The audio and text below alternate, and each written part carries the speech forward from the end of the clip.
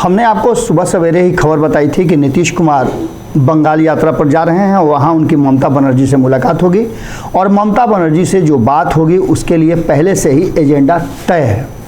नीतीश कुमार ने एक फार्मूला बनाया है। उस फार्मूला पर वो आगे आने वाले जिससे भी मुलाकात करेंगे, जिन दलों के साथ बातचीत करेंगे, जिन नेताओं के साथ, उस फार्मूले की चर्चा होगी और उस फार्मूले पर साथ आने का प्रयास किया जाएगा, साथ लाने का प्रयास किया जाएगा।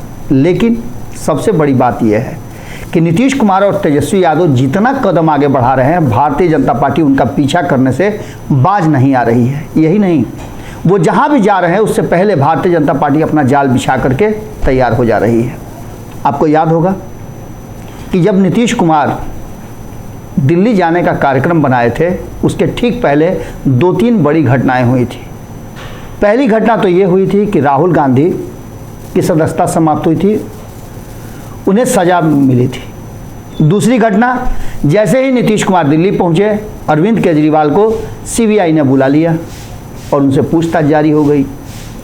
ऐसी स्थिति में आने वाले समय में नीतीश कुमार और तेजस्वी यादव का ये अभियान कितना सफल होगा, ये अभी भी जांचने और देखने का विषय है। लेकिन उससे पहले नीतीश और तेजस्वी के लिए, उनको पूरी तरह से फंसाने उलझाने के लिए भारतीय जनता पार्टी ने जो जाल बिछाया है वो साफ नज़र आ रहा है। हम विस्तृत आपकी इस विषय पर चर्चा करेंगे कि आखिर वो जाल है क्या।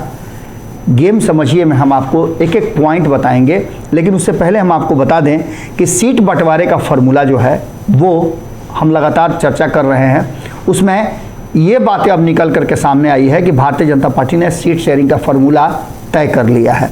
उसके लिए पूरा का पूरा खाका बन के रेडी है, कैसे किसको कहाँ एडजस्ट करना है।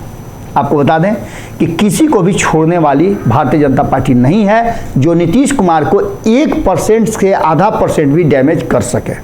यानी भारतीय जनता पार्टी पूरी तैयारी में है कि बिहार के 40 सीटों पर नीतीश कुमार को बेदखल कर दिया जाए और यहीं से शुरू हो जाएगी नीतीश कुमार के पतन की अगली कहानी।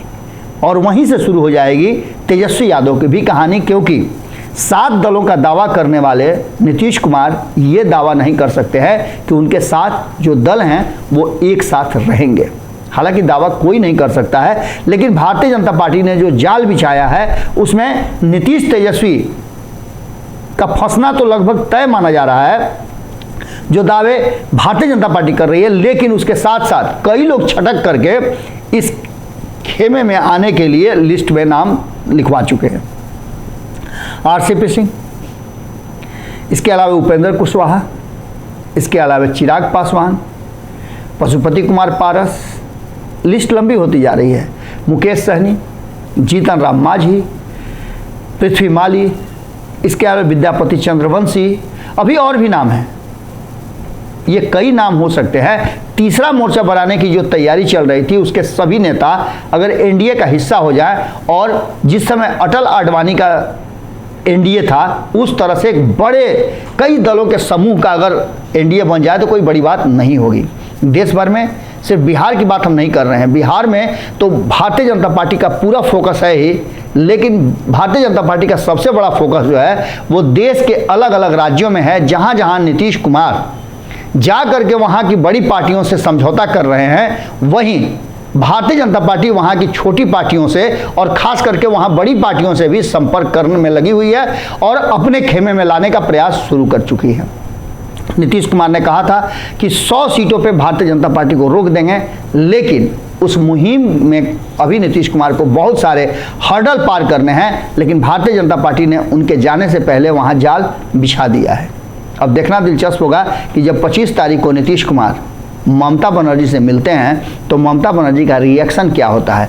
क्योंकि एक तरफ से तो रिएक्शन आ गया, अरविंद केजरीवाल की जो आम आदमी पार्टी है वो अकेले चुनाव लड़ेगी, और लड़े भी क्यों ना, 2-2 राज्यों में उसकी सरकारें चल रही हैं और दोनों राज्यों को मिला करके इतनी सीटें हैं कि वो आगे आने वाले समय में अगर उस पर कब्जा कर लेती है तो समझौता करने की स्थिति में होगी। और आम आदमी पार्टी कब पासा पलट दे ये भी कहना बड़ा मुश्किल होगा। अरविंद केजरीवाल का नाम भी प्रधानमंत्री की लिस्ट में लिखा हुआ है। अभी और भी कई हर्डल पार करने हैं, जिसमें शरद पवार को कैसे मनाएंगे, कांग्रेस कह तो रही है, लेकिन क्या कांग्रेस उस समय जब उसके सीट आ जाएंगे तो क्या नीतीश कुमार को प्रधानमंत्री का उम्मीदवार मानेगी, ममता बनर्जी मानेंगी? ये सारे सवाल हैं और इन सवालों का जवाब भारतीय जनता पार्टी को जैसे लगता है कि पता है, उसने जाल बिछा दिया है और नीतीश कुमार तेजस्वी यादव कैसे डैमेज हों इसकी पूरी प्रक्रिया शुरू हो चुकी है। आपने देखा होगा कि इधर बीच के समय में तेजस्वी यादव ने बयानों में कहीं ना कहीं तल्खी कम की है और वेट एंड वॉच की स्थिति में है, बहुत कम बोल रहे हैं। इसका मायने बहुत सारा लगाया जा रहा है, कयासों का बाजार गर्म है और ये कहा जा रहा है कि बड़ी लड़ाई के लिए नीतीश कुमार ने हिम्मत तो दिखाई है, लेकिन क्या उनकी सेना और उनके सेनापति इस लड़ाई में उनका साथ देंगे? क्योंकि सामने बड़ी पार्टी है भारतीय जनता पार्टी, जिसने पूरा जाल बिछा दिया है और इस जाल में उलझने की पूरी संभावना बन रही है।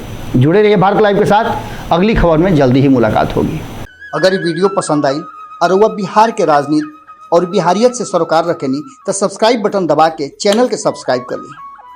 ओजे एगो घंटी बा, ओकरा बटन दबा देला से कुल सटीक और मारक खबर रुआ मुफ्त में मिल जाई। अगर रुआ पत्रकारिता के हमनी के नया प्रयोग में सहयोग कर चाहतानी तो ज्वाइन बटन दबा दी। पेटीएम नंबर नोट कर ली 9386816700। धन्यवाद।